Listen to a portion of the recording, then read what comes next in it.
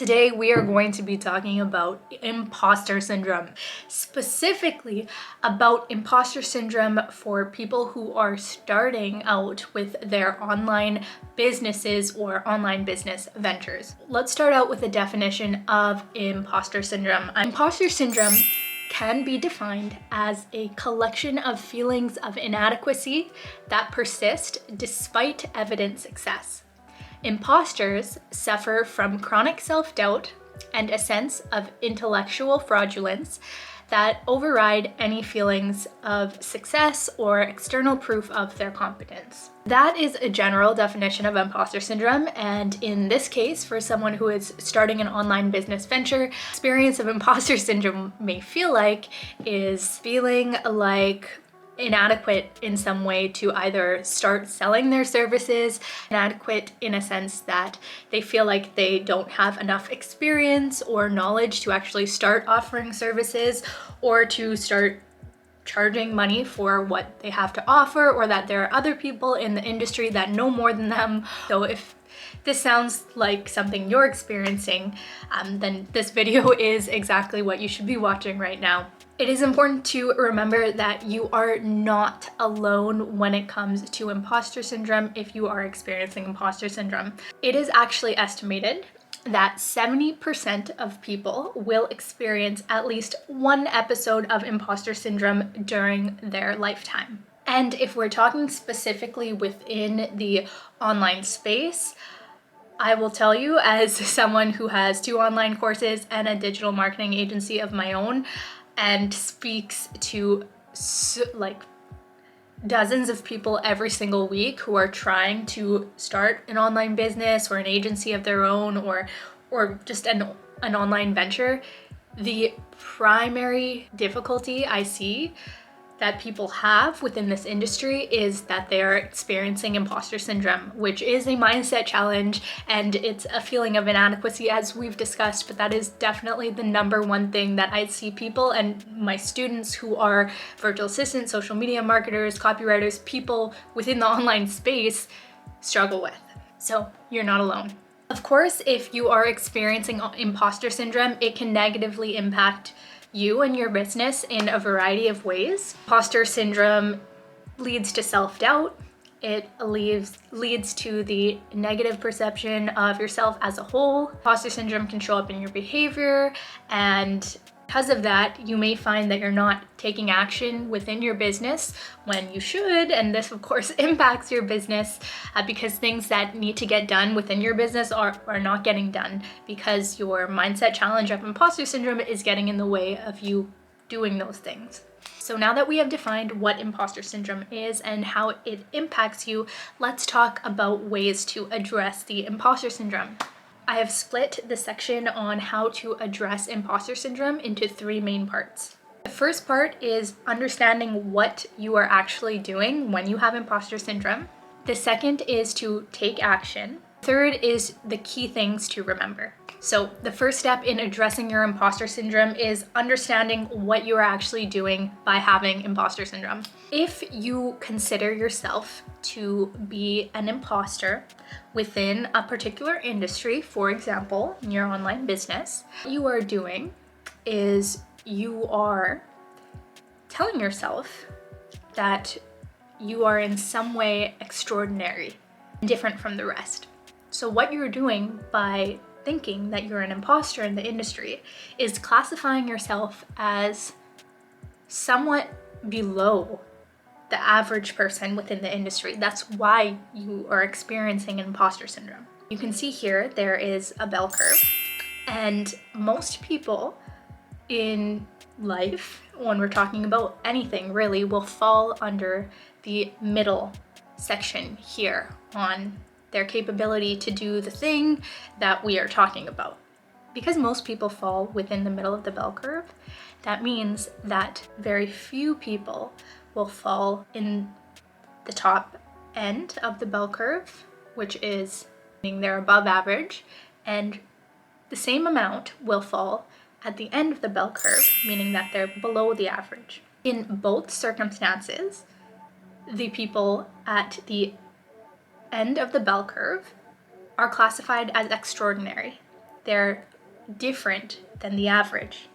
So if you are classifying yourself as better than the average in something that you are doing, it's more easy to understand how you are setting yourself apart from the average and classifying yourself as extraordinary. Because often the word extraordinary elicits thoughts of someone being better than the average, but really what extraordinary means is that they're different than the average. So if you're classifying yourself as significantly below the average, what you're doing is you're classifying yourself as extraordinary in the same way you would be classifying yourself as extraordinary if you were classifying yourself at the high end of the average, right? This is not necessarily a positive thing or a negative thing. It's just a thing. It's just a fact. This is what is going on, and it's important to note and understand that this is what you are doing. This is how you're classifying yourself and setting yourself apart from the rest by classifying yourself as an imposter. Step 2 is to take action. So if you think you are an imposter in this industry, it is because you feel inadequate in the amount of knowledge that you have compared to the rest of people in the industry. How are you going to improve that? It's by gaining more knowledge and improving your knowledge consistently. There is a Japanese term that I really love. It's called kaizen. I will put the definition of that on the screen. But basically what it means is consistent growth. Each day compounds on top of the next, so that you, by the end of even just a few days, a few weeks, a few months, you've grown significantly because you're doing a little bit of work every single day. So in the same sense, you need to do that with the knowledge that you're trying to gain within your online space, within your industry. So let's say, for example, you're an email marketer, okay?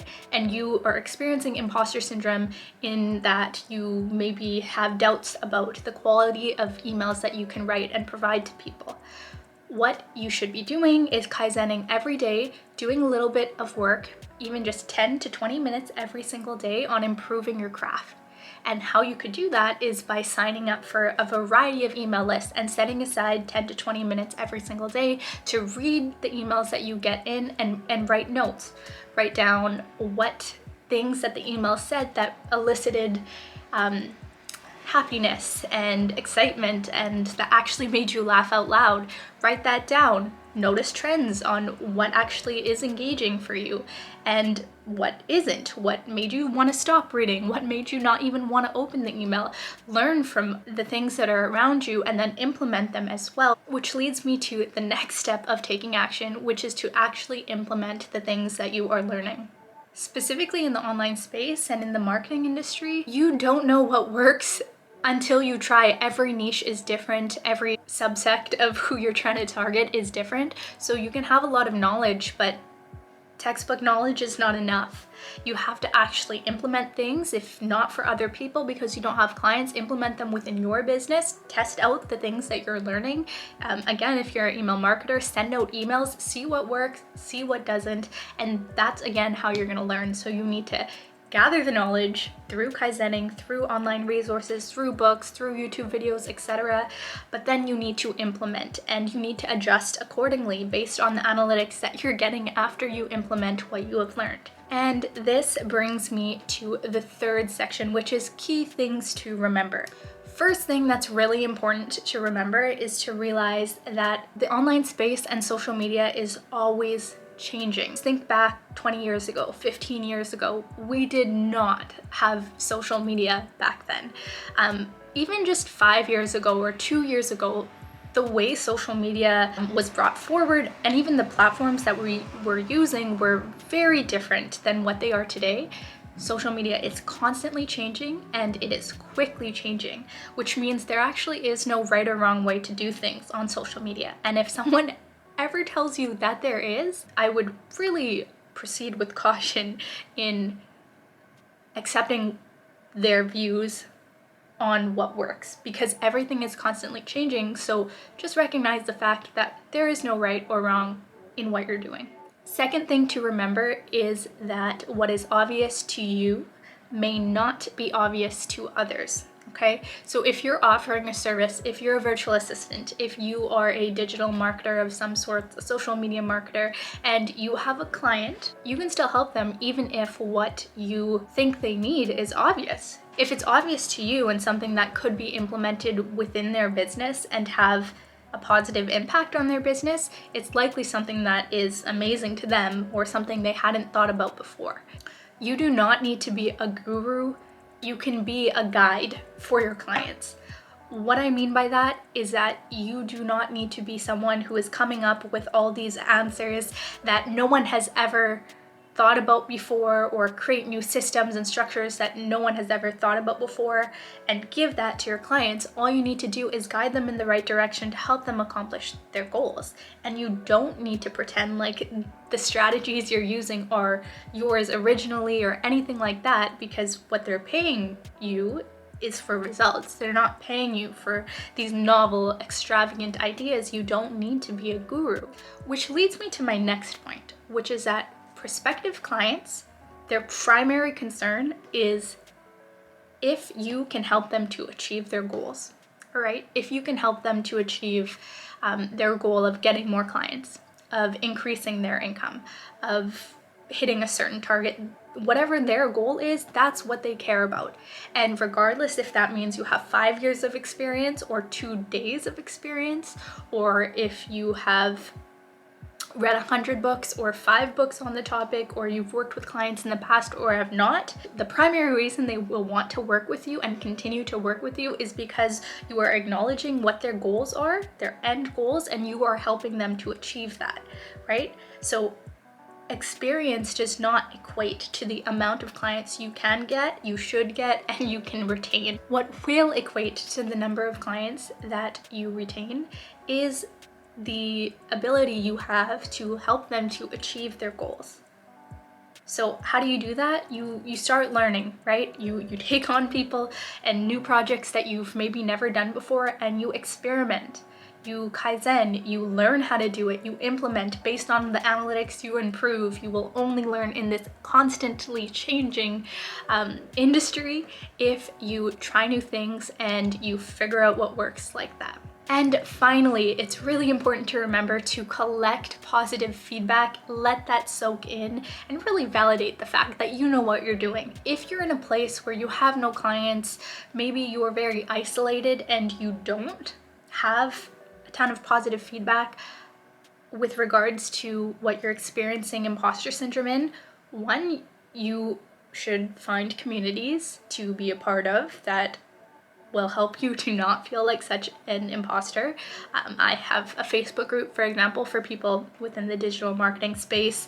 This is, I guess, kind of a plug. I'll put the link in the description of this video, but that's a space for people so that they don't feel like an imposter. So you need to join groups like that, subscribe to YouTube channels that make you feel like not an imposter, but ultimately what you have to truly do on a daily basis is provide yourself that positive validation that you know what you're doing, right? Even if you do not believe it, every single day you need to tell yourself positive things with regards to what you're experiencing imposter syndrome in.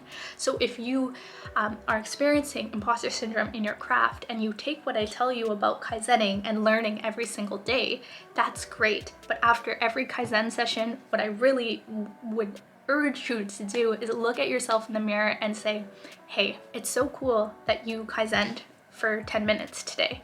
You learned this today and you did not know that yesterday. You are growing, you are learning every single day, and tell yourself that and mean it and say it with intention. And even if you don't fully believe it when you start, you eventually, ideally will after you consistently tell yourself this, but it's something that you need to hear. And if you're not getting that from external sources, you have to get that from within. So that's all I have today on imposter syndrome. Like I said, if you're experiencing imposter syndrome, you are not alone. Implement all of these habits and tools that I have told you about today. Join that Facebook group that I linked in the description. It'll help you as well, and stay tuned for more videos like this.